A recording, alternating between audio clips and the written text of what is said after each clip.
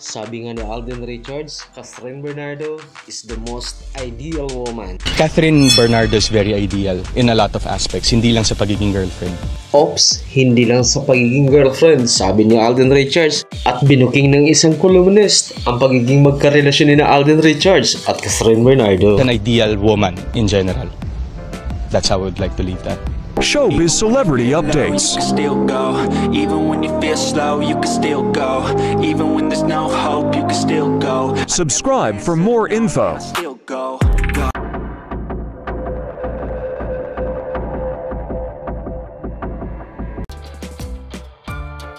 As a person, as a co-worker, as an actress, an ideal woman in general. That's how I would like to leave that. Ops, bago ka humusga, pakinggan mong maigi, pakinggan mong mabuti ng iyong maintindihan. At nang masabi mo ang lahat ay hindi bulong-bulungan, hindi sa lahat ng oras, basehan natin ang ating nababasa.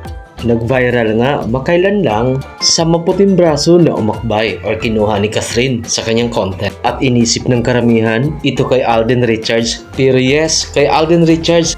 Pero ang jacket lang, na kinumpirma naman ito ni Kathryn Bernardo na ang jacket hiniram niya kay Tisoy or known as Alden Richards. At muli namang nag-viral sa ibang clip sa tour nila sa Iloilo Mall Tour ang pagtalon sa escalator at ang pag-alalay ni Alden Richards kay Kathryn at ang paliwanag ni Tisoy para manahimik ang issue. Ang inisip ko kasi medyo mahaba, kung bababa pa ako and then I had to go up, mas mabilis siguro kasi matatapos na rin yung kanta.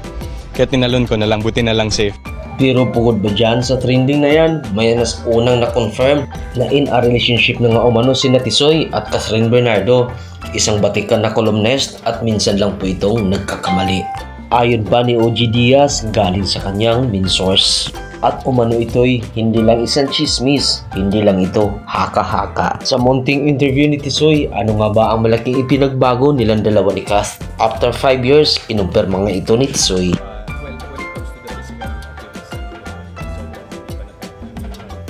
Dagdag pa ni Tisoy, isang ideal woman niya umano si Kathryn.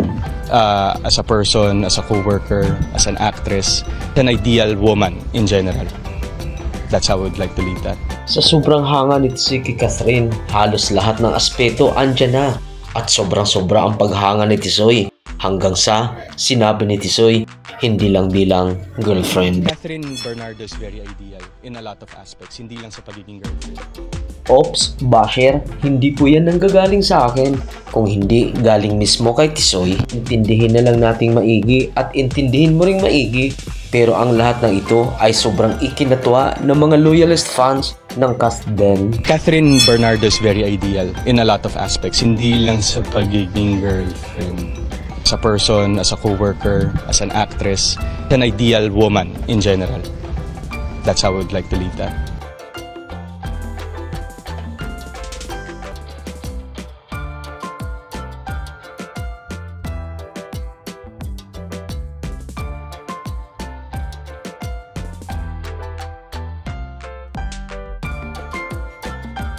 Thanks for tuning in.